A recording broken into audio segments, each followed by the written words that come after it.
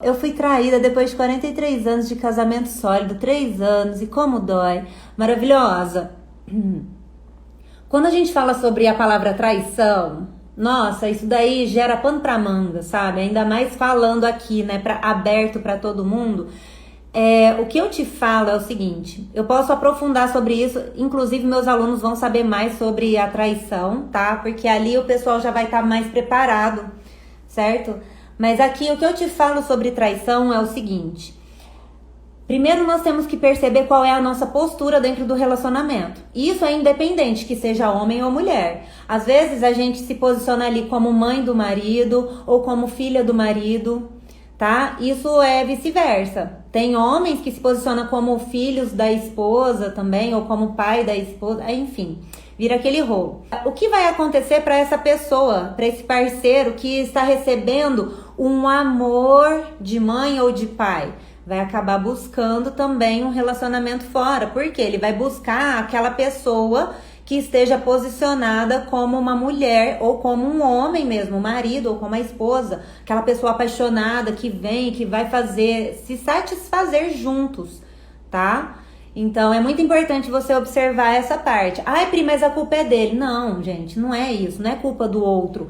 Quando a gente fala sobre relacionamento amoroso, as duas pessoas são responsáveis, não é somente um. E aí é onde as pessoas acabam entrando sempre em conflito, porque acredita que um é vítima e o outro é o agressor. E não existe isso dentro de um relacionamento amoroso. O relacionamento ele só segue adiante quando os dois tomam essa percepção, tá? De consciência.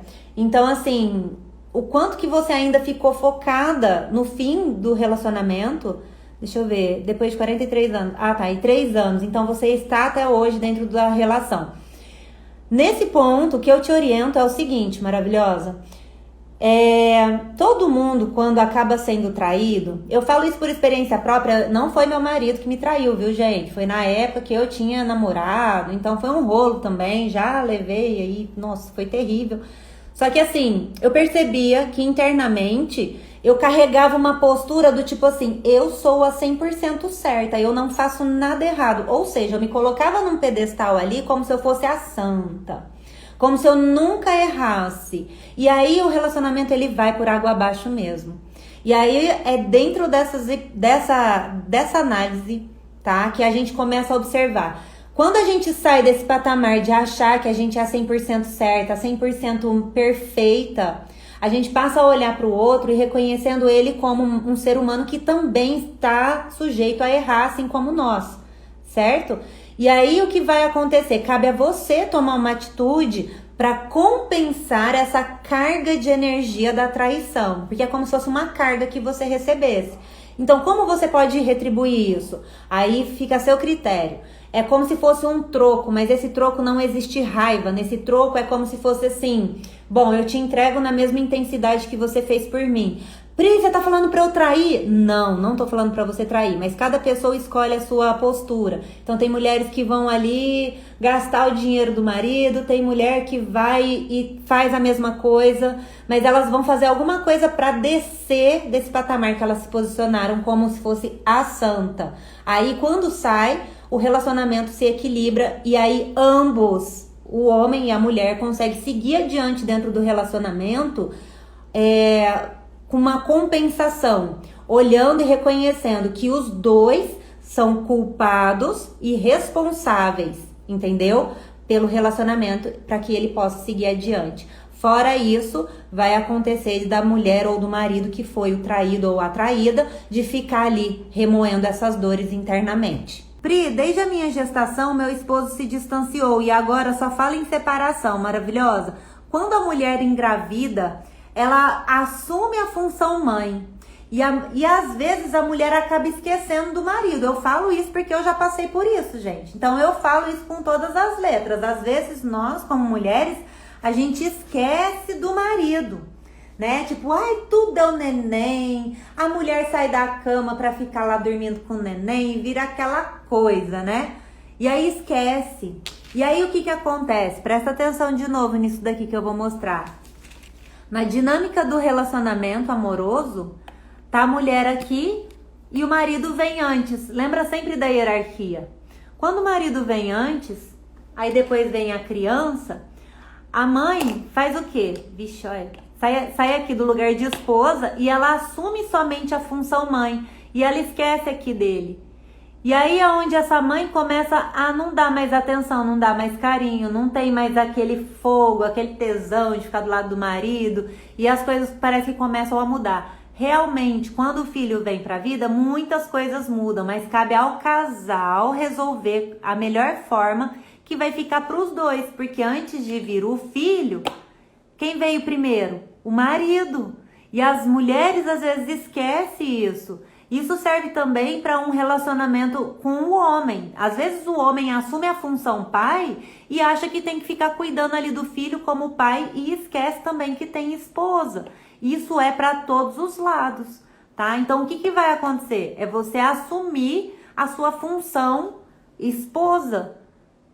E saber, falar, não, meu filho precisa de mim sim, mas assim, no meu tempo, no meu momento, eu reconheço que meu marido veio antes.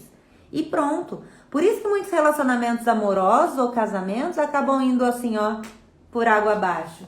Por quê? Aí a mulher também tem que se reinventar, né, gente? Tipo, você vai lá, você vive lá 30 anos com a pessoa do teu lado. Aí começa a vir aquela coisa monótona. Você fala, gente do céu, nossa, parece que tá faltando alguma coisa. Não é mais como era antes. É lógico que não. Vocês assumiram a questão ali da função familiar e esqueceram de vocês dois como casal. Isso não pode acontecer. Se isso acontece, vocês vão se distanciar. Porque, ó, amanhã ou depois, o que vai acontecer, mães? Os filhos vão pra vida. Quem vai ficar do teu lado? Pai. Pro pai também, os filhos vão pra vida. Quem vai ficar do teu lado? A tua esposa, o teu marido, teu parceiro ali. Ou a tua parceira. Né? Então é importante a gente começar a olhar por esse lado também. O meu esposo não progride financeiramente. Eu vejo muito preso nos laços dos pais ainda. Os pais dele também não avançaram no financeiro. Então, aí o que acontece? Essas dinâmicas entre pais e filhos acabam fazendo o quê? Com que os pais querem ajudar, né? Os pais às vezes têm condições financeiras e conseguem ajudar os filhos. Isso é legal? É legal porque o filho não tá ali conseguindo, né? Tipo, ai, nossa, tá difícil. Então os pais acabam entregando. Ao mesmo tempo que os pais entregam, o que vai acontecer? O filho internamente, ele acredita assim, ah, tem meus pais, né, que vão poder cuidar de mim. Tem meus pais que na hora que eu preciso, eu tenho uma válvula de escape e eu vou pra lá. Quando isso acontece, esse filho que age dessa maneira, ele tá agindo como um adulto ou como uma criança? Entendeu? É nesse ponto que nós precisamos sempre perceber. E se não existisse pai e mãe? E se não existisse pessoas que tivessem condições de nos ajudar financeiramente? O que iríamos fazer? Ah, bem, água bate na bunda, o neném aprende a nadar, não é verdade? Então, é nesse ponto que a gente precisa perceber. Agora, se o seu marido, ele começa a perceber que ele está repetindo um padrão comportamental, que ele está sendo leal aos pais ou ao sistema familiar dele, que às vezes tiveram dificuldades, pode ser que ele consiga corrigir isso, fazendo diferente, falando, não, a partir de agora eu vou fazer diferente, né? Eu honro a minha família de uma maneira completamente diferente. Aí sim, ele consegue dar um próximo passo.